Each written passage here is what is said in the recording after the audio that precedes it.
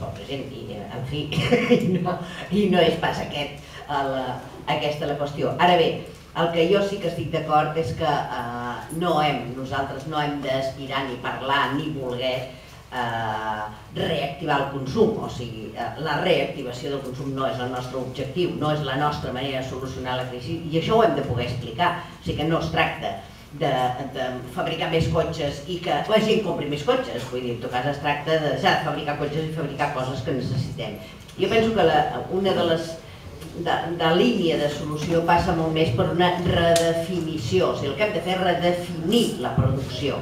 O sigui, què s'ha de produir? Produir aquelles coses que són necessàries, útils, que no fan el bé al medi ambient i que a més és possible que les tingui la gran majoria de la població, perquè depèn de quin tipus de consum és evident que només el podem tenir uns quants, que en el fons som uns quants privilegiats del primer món. O sigui, si qualsevol, tots els senyors i senyores de l'Àfrica tinguessin tot el que tinc jo, el tens tu o té aquesta, evidentment això és absolutament inviable. Inviable des de tots els punts de vista, i això n'hem de ser conscients. Per tant, el que s'ha de fer jo crec que és redefinir la producció, i això passa per una planificació. Jo crec que hem de tornar a parlar de planificació, això que el mercat regula. El mercat no regula absolutament res. El que regula i el que fan el que volen, a més tampoc és veritat que hi ha una mà divina que es diu mercat que regula, o sigui, hi ha uns senyors que fan unes lleis i fan unes inversions i planifiquen i poden despedir i poden entrar, poden sortir, els capitals poden traspassar fronteres, les persones no. En fi, això, aquest mercat ni punyetes, vull dir, no és veritat. O sigui, no és veritat, hi ha una gent que mana i hi ha una gent que fa lleis a favor d'ells. Llavors, això, jo penso que són coses que val la pena anar-les explicant. I evidentment el que hi ha d'haver és repartiment de treball i de riquesa. Això és evidentment.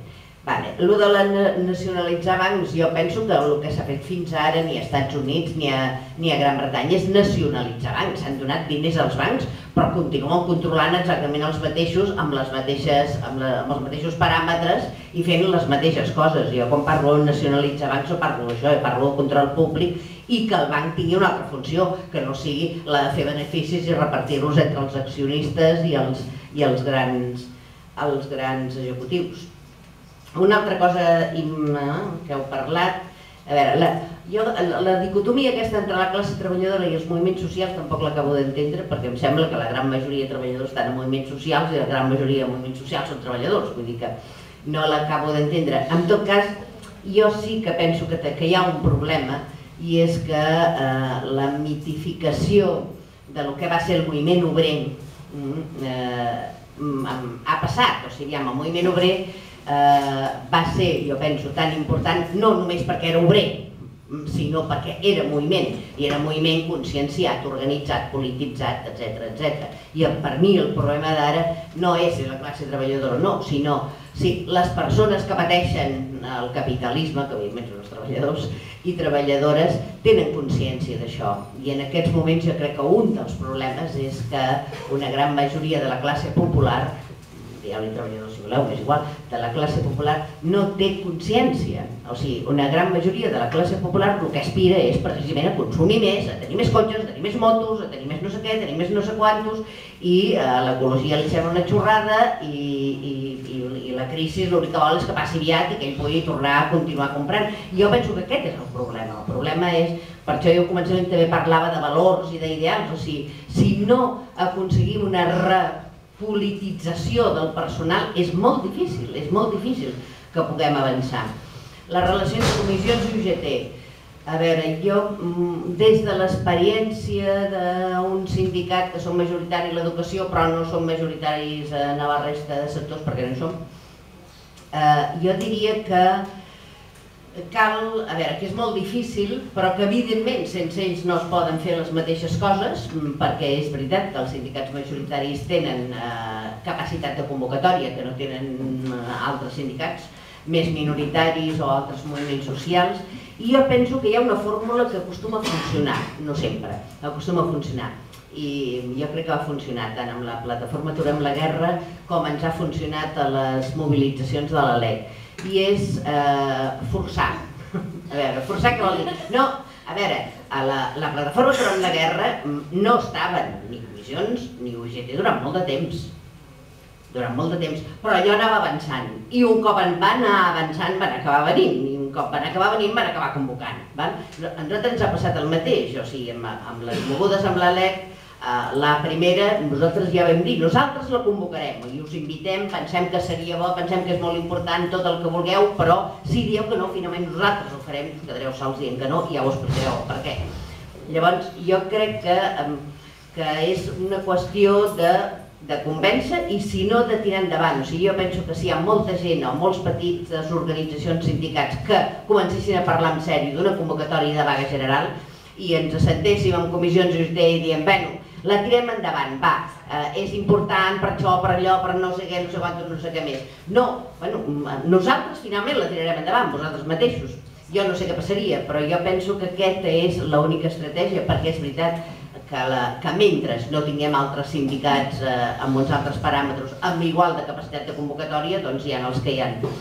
I en aquest sentit jo penso que el que és important és l'organització, sigui en l'àmbit que sigui, que en aquests moments jo penso que n'hi ha tres. Un és el sindical, però no és l'únic. L'altre és el social, dintre d'aquests moviments, que per mi tant poden ser a nivell de barris, a nivell d'associacions de veïns, a nivell de la guerra, a nivell del que sigui. I l'altre també, que hi hem de començar a pensar, és el polític. O sigui, necessitem també organitzacions polítiques que d'alguna manera donin resposta, perquè si no és un fracàs també tot plegat. I no sé, Joan, lo de França és curiós, però l'altre dia estava parlant amb algú i em deia, saps que han sortit a França com a mínim 7 llibres parlant de revolució? 7 llibres parlant de revolució a França.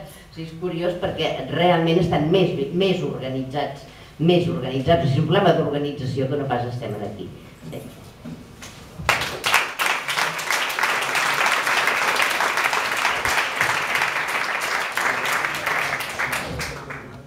La veritat és que estic molt d'acord amb tot el que s'ha dit aquí, amb alguna excepció. I bé, faré alguns comentaris d'algunes notes que he pres. Jo considero personalment que les aliances són bàsiques i que els moviments socials i els treballadors han de crear xarxes per lluitar contra aquest capitalisme. El que sí em preocupa una mica és el que ha comentat també la Rosa, que estic molt d'acord amb ella. La classe treballadora, el moviment obrer, ja no és el d'anys enrere. Si llegiu el Toni Negri parla ja de multitud. El que s'ha dit després del no encoratge a l'or. Nosaltres pensem, no et dic a l'or, però pensem que s'ha d'ancorar una qüestió física. I això que la terra és limitada, que l'aigua és il·limitada, que l'aigua és limitada, etc. Ho sento, però personalment no estic d'acord. Penso que els recursos són limitats. Respecte a les aliances amb els sindicats, penso el mateix que dieu vosaltres. Vull dir, no estic d'acord amb els que diuen no volem saber res de comissions UGT. Jo crec que ara tenen amics del govern, però com s'ha dit per aquí, la crisi pot ser molt llarga. Pot ser molt llarga i ja veurem fins on arriba aquesta amistat, perquè aquesta amistat pot tenir límits. I jo crec que el que és bàsic és anar creant discurs. I hem de crear discurs i nosaltres pensem que el discurs s'ha de basar en el decreixement. Però el decreixement l'hem de dissociar totalment de la crisi. Vull dir, ha de ser un decreixement planificat, no el que està succeint ara.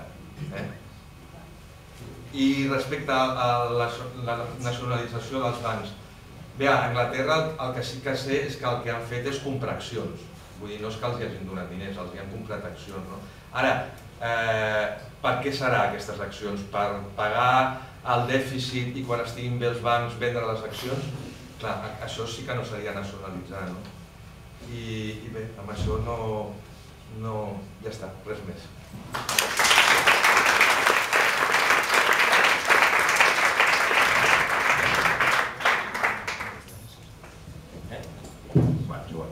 A veure, hem parlat molt sobre com ens ho fèiem, per tot el que s'està dient, tenim un discurs generat, tota una sèrie de punts sobre el tema de nacionalitzar la banca, el tema dels paradisos fiscals, el tema del rebuig als expedients de regulació, el tema del decreixement, etc. Una sèrie de punts que, de fet, no han sortit tant al debat, sinó el que més ha sortit al debat